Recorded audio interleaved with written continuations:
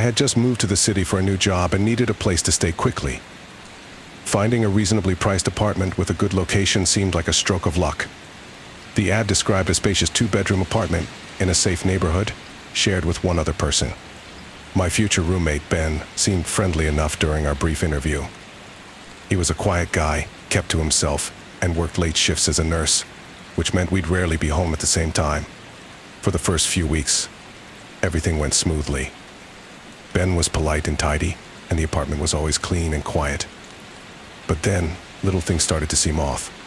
I began to notice that certain items in my room would be slightly moved or misplaced. At first, I thought I was just being forgetful, but the feeling of being watched began to gnaw at me. One night, I returned home late from a work event and noticed a faint light coming from beneath Ben's bedroom door. Curious, I crept closer and heard him talking to someone. It sounded like an intense, whispered conversation, but I couldn't make out the words. When I knocked, the talking stopped abruptly. A few seconds later, Ben opened the door, his expression calm and pleasant. "Hey, just catching up on some reading," he said, holding up a book. But I hadn't heard the sound of turning pages or anything that would indicate he was alone.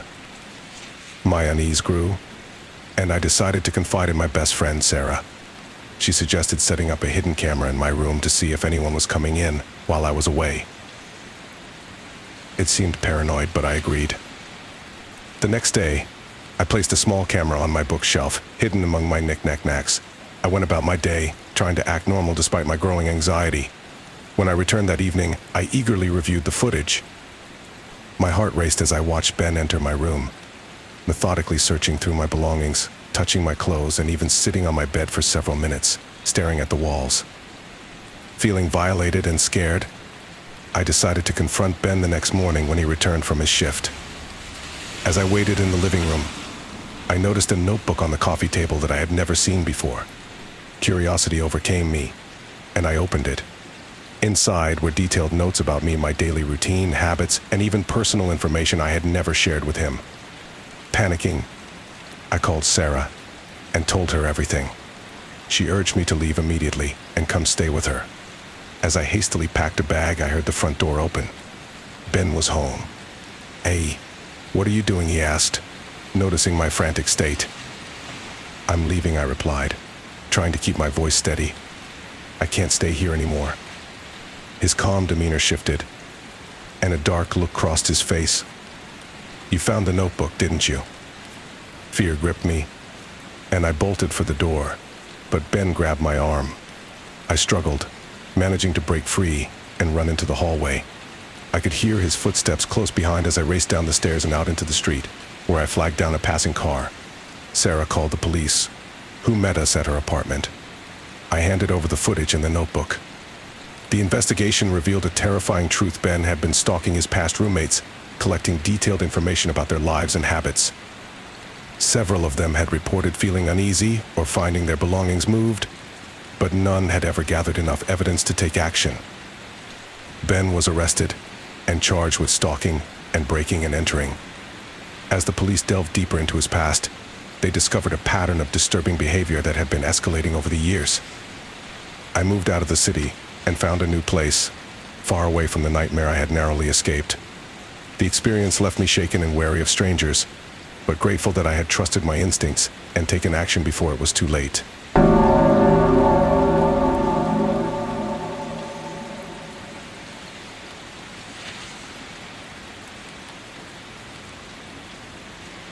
I moved into the old Victorian house with two friends, Sarah and Mike, just a few months ago.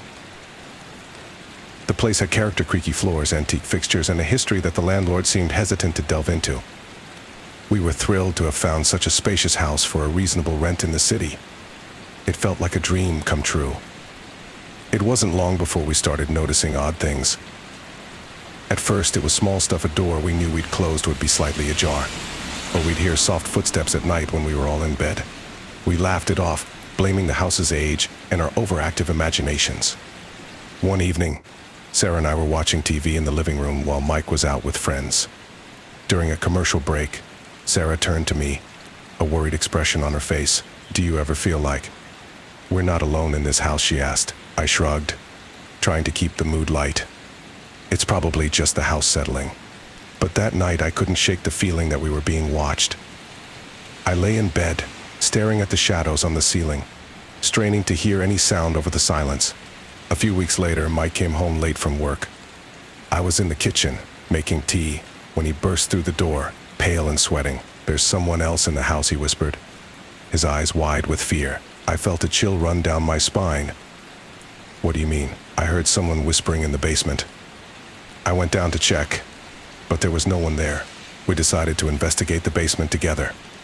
Armed with flashlights, we descended the creaky wooden stairs. The basement was cold and musty, filled with old furniture and forgotten boxes. We searched every corner but found nothing unusual. As we were about to head back up, Sarah called out from behind an old bookshelf, "Guys, there's something weird over here." We joined her and saw that one of the floorboards was loose. Mike pried it up, revealing a hidden trapdoor. My heart raced as we opened it to find a narrow staircase leading down into darkness. "Should we call the police?" I asked, my voice shaking. Mike shook his head. "Let's see where it goes first." We cautiously descended the steps, finding ourselves in a small, hidden room. The air was stale, and the walls were lined with old newspapers. In the center of the room was a makeshift bed, a few personal items, and a journal. Sarah picked up the journal and began to read aloud. It detailed the life of someone who had been living in the house secretly, watching us, moving through hidden passages we never knew existed. The latest entry was from the previous night. "We need to get out of here," I said, my voice barely a whisper. As we turned to leave, we heard a creak from above. Someone was in the basement just outside the trapdoor. We quickly and quietly made our way back up the narrow stairs, hearts pounding, and closed the trapdoor behind us. We replaced the floorboard and tried to act normal as we heard footsteps retreating back up the basement stairs. The three of us huddled together in the living room, too scared to move. We decided to call the police and report what we had found. They arrived quickly, and we led them to the hidden room. But when they searched the house, there was no sign of anyone else. The police assured us they would keep an eye on the house and suggested we stay somewhere else for a few nights. We packed our bags and left, feeling a mix of relief and lingering fear. A few days later, the landlord called us. "I need to tell you something about the house," he said. "There was a man who lived there before you, a recluse. He disappeared mysteriously a few years ago. We thought he had moved on, but it seems he never left. We never went back to that house. The landlord allowed us to break the lease, and we found a new place across town. But the experience left us all with a sense of unease that never fully went away. I often wonder who the man was and how long he had been watching us, and I can't shake the feeling that, wherever he is now, he's still out there, watching someone else."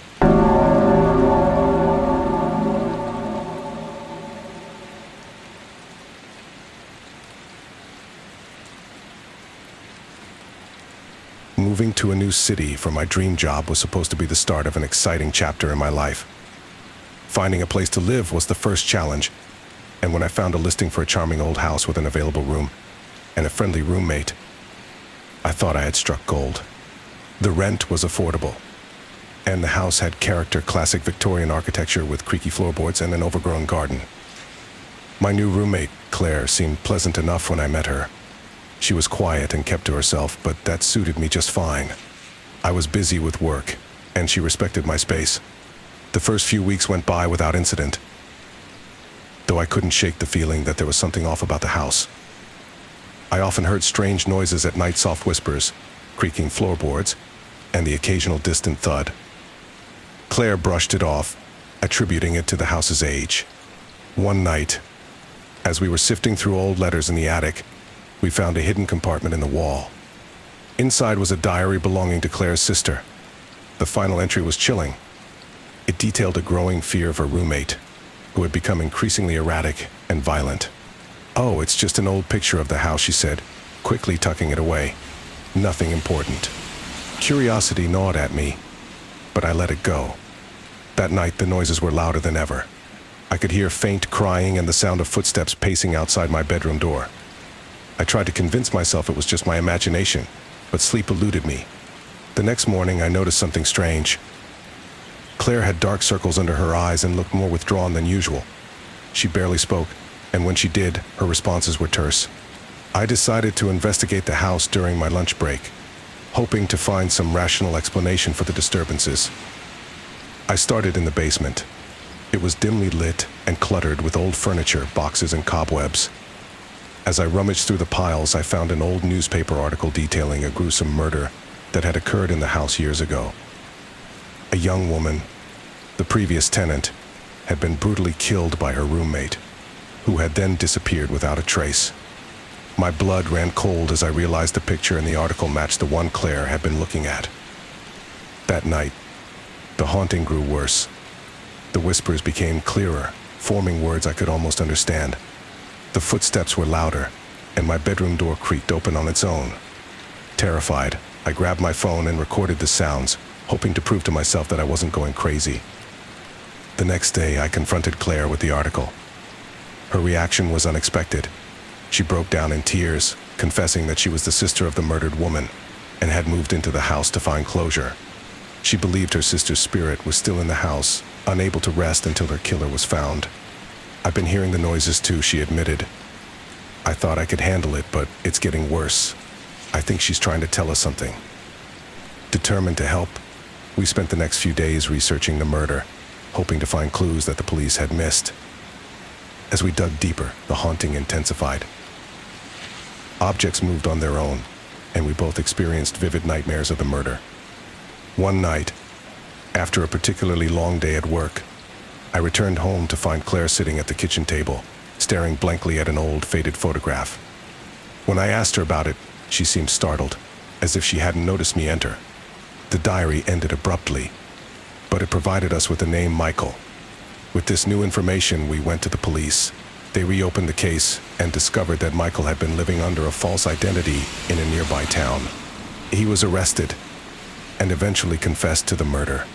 The day after Michael's arrest, the house felt different. The oppressive atmosphere lifted, and the noises ceased. Claire and I found comfort in the fact that her sister's spirit could finally rest. But even after Claire moved out and I had the house to myself, I sometimes felt a lingering presence, a reminder of the tragedy that had unfolded within those walls.